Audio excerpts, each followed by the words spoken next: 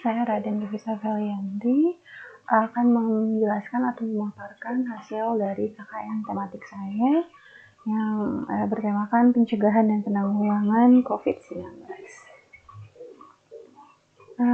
Sebelumnya, perkenalkan, tadi saya Devita, yaitu mahasiswa pendidikan kimia yang mengontrak mata kuliah kerja nyata di Universitas Pendidikan Indonesia, atau di UPI.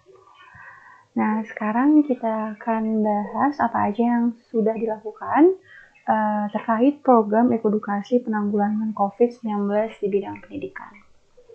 Yang pertama, tentu saja ketika ingin memulai KKN ini kita harus membuat izin kepada kepala sekolah, guru, dan siswa yang menjadi target. Ini merupakan targetnya adalah salah satu sekolah menengah atas negeri di Bandung.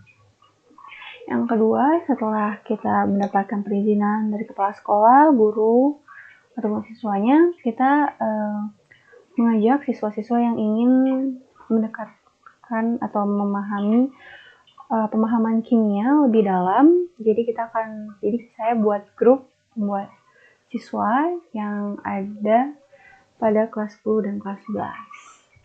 Yang ketiga, setelah membuat grup ini, kita mendiskusikan materi yang sulit pada mata pelajaran kimia.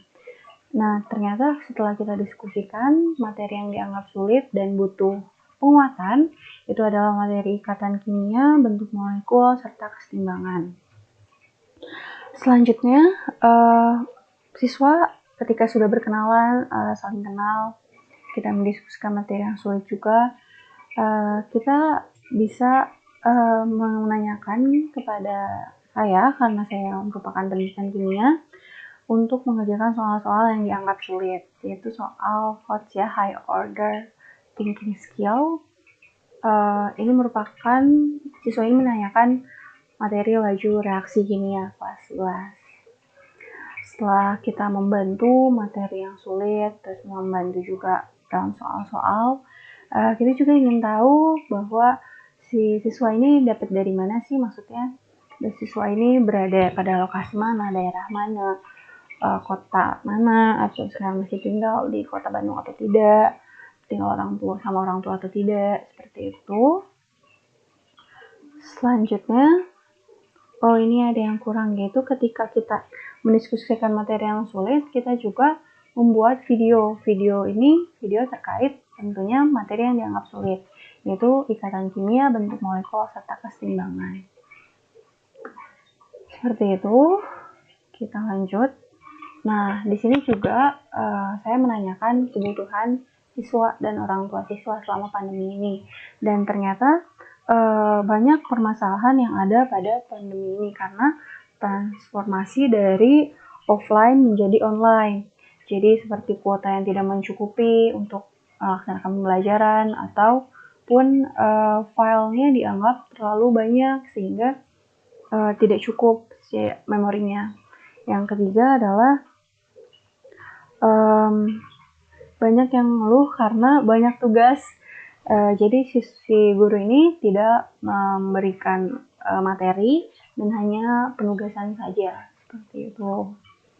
Dan orang tua ataupun siswa mengharapkan walaupun pandemi seperti ini atau walaupun belajar online seperti ini, harusnya tetap bisa menjalankan kegiatan belajar mengajar dengan baik seperti masa offline dulu, kayak gitu. Yang selanjutnya, poin ketujuh, setelah beres nih penguatan pembelajaran, saya mulai membantu guru untuk membantu kisi-kisi UAS, jadi pembuatan kisi-kisi UAS kimia kelas 11. Yang ke-8, setelah PHS dilaksanakan, di sini saya membuat format kurikulum yang berisi ada indikator, terus indikator soal, dan kunci jawaban. Itu harus disesuaikan dengan kompetensi dasar yang ada, seperti itu. Yang terakhir, dilakukan dalam program edukasi penanggulangan COVID-19 di bidang pendidikan ini, membantu penginputan data nilai e-rapor. Jadi saya menawarkan diri untuk membantu administrasi di sekolah. Ternyata ada yang bisa saya kerjakan, yaitu penginputan data nilai rapor kelas 11 IPS 1, 11 IPS 2, 11 MIPA 1, 2, 3, 4, 5, sampai 11 MIPA 6. Seperti itu. Kita lanjut. Nah, ini dokumentasinya. Nah, ini ada ikatan kimia. Saya bahas tentang ikatan kimia CCl4, gitu kayak gimana. Terus di sini juga ada ikatan kimia fullnya, ada ikatan ionik, ikatan kovalen, serta kepolarannya. Jadi apa sih beda-bedanya? Karena di sini siswa ingin belum bisa membedakan ikatan-ikatan kimia yang ada pada molekul serta kepolarannya. Apa sih ngaruhnya sama kepolaran, kayak gitu. Terus selanjutnya adalah bentuk molekul. Jadi siswa ini masih bingung bagaimana cara menentukan bentuk molekul. Makanya saya membuat ketiga video ini untuk kelas 10 mata pelajaran kimia. Setelah itu saya juga menawarkan diri untuk membantu guru, dan kebetulan guru itu sedang sakit. Jadi saya menggantikan untuk membuatkan video pembelajaran tentang faktor-faktor yang mempengaruhi keseimbangan. Ini tuh sangat penting karena harus didalami secara baik, karena agar mengerti konsepnya. Kalau misalnya tidak mengerti konsepnya, agak sulit untuk lanjut ke materi selanjutnya. Ini ada pengolahan data nilai rapor, jadi memakai sebentar. Maaf, tadi keplay videonya. Video ini bisa dilihat di YouTube di channel saya, Raden Devina MS, karena sudah di-upload semua ke YouTube. Selanjutnya, yang tadi ya, data nilai rapor. Di sini pemasukan data melalui website resmi dari Kemendikbud, memasukkan passwordnya seperti itu, memasukkan nilainya secara manual memakai Excel kayak gitu, dan mungkin tidak terlalu bisa ditayangkan karena bersifat privasi seperti itu. Ini dokumentasi pengerjaan soal HOTS tentang laju reaksi kimia. Sebentar ya. Maaf, ke play lagi. Oke, ini dokumentasi pembuatan G-form, terus pembuatan KD. Ini KD ya. KD disesuaikan KD, indikator soal, soalnya, terus pilihan-pilihannya berbentuk jawaban. Ini berupa pilihan ganda. Dan ini adalah pengolahan nilai dari kelas 11 IPS 1, TS 2, MIPA 1 sampai MIPA 6. Kayak gitu. Nah, kita lanjut. Setelah tadi program penanggulangan COVID-19 dalam bidang pendidikan, sekarang program edukasi pencegahan COVID-19. Jadi, sebelumnya tentu kita harus memberikan perizinan dulu kepada lurah, ketua RW, dan ketua RT. Dan alhamdulillah lurahnya telah mengizinkan. Sama yang tadi juga telah mengizinkan. Nah, yang kedua, mendiskusikan masalah yang ada di lingkungan sekitar. Ternyata masalah ini ada berupa pencegahan, penanggulangannya, serta kebutuhan adanya masker dan hand sanitizer. Pencegahan ini ingin dilakukannya di kompleks saya atau di daerah saya itu penyemprotan desinfektan. Jadi saya membantu untuk informasikan bagaimana cara membuat desinfektan yang baik dan benar. Setelah itu ada penanggulangan COVID-19. Jadi di daerah sini ada yang terkena COVID-19. Jadi saya memberi masukan-masukan untuk orang-orang yang terkena dampak COVID atau terkena penyakit COVID ini. Gitu. Terus di sini juga kan tidak semua orang daerah yang punya atau berlebih. Sini juga ada beberapa orang yang kurang mampu, sehingga saya melihat ini kita bisa memberikan masker dan hand sanitizer secara gratis dengan biaya mandiri yang saya keluarkan sendiri. Setelah itu saya membuat poster. Poster ini yang pertama adalah poster cara pengujian vaksin yang di-share atau dibagikan ke grup WA, dan cara pembuatan masker. Oh, ini salah, maaf. Cara pembuatan, sebentar. Yang ini ya. Bukan cara pembuatan masker, cara pembuatan desinfektan. Maaf ya. Desinfektan. Ya, seperti itu. Jadi cara pembuatan desinfektan seperti apa? Saya membuat posternya, saya mencetak posternya, berukuran A3, berjumlahnya 9, itu totalnya ada 9 yang didistribusikan ke kelurahan untuk dibagikan ke masyarakat, seperti itu. Ini poster juga biaya mandiri. Nah, pembuatan masker juga. Pembuatan masker ini ada banyak tahap-tahapnya. Jadi yang pertama adalah mempelajari videonya dulu, videonya itu seperti apa, bagaimana caranya, pemotongan pola, penjahitan, seperti itu. Karena saya menggunakan tangan, maksudnya tidak menggunakan mesin jahit, jadi pengelolaannya sedikit lebih lama dibanding memakai mesin jahit, seperti itu. Dan saya juga pemula, jadi untuk satu maskernya sangat butuh waktu yang lama. Nah, setelah itu, karena saya rasa ini kan maskernya tuh dari kain ya, jadi dan dibeli dari suatu pasar, dari pasar baru ya di Bandung.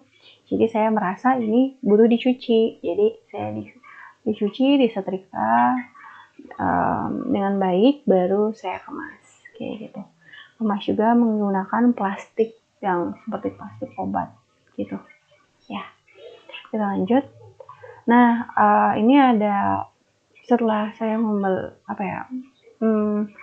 masker, saya juga membuat hand sanitizer dengan bahan-bahan yang mudah ditemukan. Yang pertama, bahannya itu adalah alkohol 70%, gel aloe vera, dan air mawar. Sebenarnya air mawar ini opsional atau pilihan, boleh dipakai atau boleh tidak, karena fungsinya hanya sebagai parfum gitu, kayak agar wangi aja dan menambahkan volume tentunya. Jadi alkohol sama gel aloe vera ini 2:1, lebih banyak alkoholnya dibanding si gel aloe veranya. Tapi tergantung kalian dari sendiri, pengen seperti gel atau pengen spray kayak gitu. Jadi kalau spray berarti alkoholnya lebih banyak dan air mawar juga lebih banyak dibanding gel aloe vera. Tapi kalau misalnya pengen lebih gel, berarti gel aloe veranya lebih banyak. Seperti itu. Selanjutnya, setelah membeli bahan-bahannya ini, kita membuat hand sanitizer yang di rumah gitu dengan didokumentasikan. Selanjutnya, karena ada masukan dari DPL atau dosen pembimbing saat KKN ini berkata bahwa pembuatan logo disarankan untuk menyimbolkan, jadi membuat itu tuh punya kita gitu. Desain itu punya kita, dari mahasiswa UPI dan dibuat oleh kita sendiri gitu. Jadi ada logonya juga, dibuat memakai aplikasi Canva, terus dicetak ke cetakan, terus dipotong juga kan berupa stiker yang besar ukurannya kayak gitu. Ini juga biaya sendiri, jadi KKN ini saya menggunakan biaya mandiri. Pengemasan masker dan hand sanitizer, jadi penempelannya si masker dan hand sanitizer. Jadi kalau masker berarti di plastik obat itu, yang kalau hand sanitizer berarti di depannya kayak gitu. Terus saya juga melakukan desk job seminar. Saya kebagian pembuatan rundown dan term of reference untuk pemateri. Ini dokumentasinya. Yang pertama ada pembuatan poster yang A3, bagikan kelurahan. Ini untuk pembuatan masker, bahan-bahannya dan cara-caranya pengolahannya seperti itu. Ini juga bahan-bahan yang digunakan, alkohol, gel aloe vera, dan air mawar. Pemotongan logo, Dan ini saya sedang membeli botol plastik. Ya, seperti itu. Nah, ini dokumentasinya. Dokumentasinya dibagikan masker, sebenarnya 30 masker kepada tetangga terdekat terlebih dahulu, baru dibagikan kepada RT. Ini dibagikan sama juga. Jadi masker dan hand sanitizer ini dibagikan secara ke tetangga terdekat dulu, baru ke RT. Seperti itu. Nah, ini ada kewajiban mahasiswa KKN. Terakhirnya ada 3 pelaporan. Pertama ada pembuatan laporan akhir atau book chapter. Ini bisa milih si laporan akhir biasa, book chapter atau artikel. Saya memilih book chapter. Terus ada artikel berita juga. Jadi pembuatan artikel berita ini saya menggunakan judul yaitu kegiatan kemasyarakatan di daerah Batu Tunggal. Yang ketiga, unggahan video ke YouTube. Hasil KKN selama kurang lebih 30 hari dipresentasikan dan diunggah ke media YouTube. Ini jadi tunggu. Oke gitu, ini dokumentasinya. Ini ada Kompasiana, saya buat sendiri. Silahkan boleh dilihat kegiatan kemasyarakatan yang dilakukan oleh mahasiswa UPI di Kelurahan Batu Tunggal. Yang kedua, ini dokumentasi dari saya membuat book chapter yang berisi tentang pembuatan video pembelajaran ikatan kimia dan bentuk molekul melalui media YouTube untuk meningkatkan pemahaman siswa di masa pandemi. Seperti itu. Sebelumnya terima kasih banyak telah menonton video ini. Sekian dari saya. Assalamualaikum warahmatullahi wabarakatuh.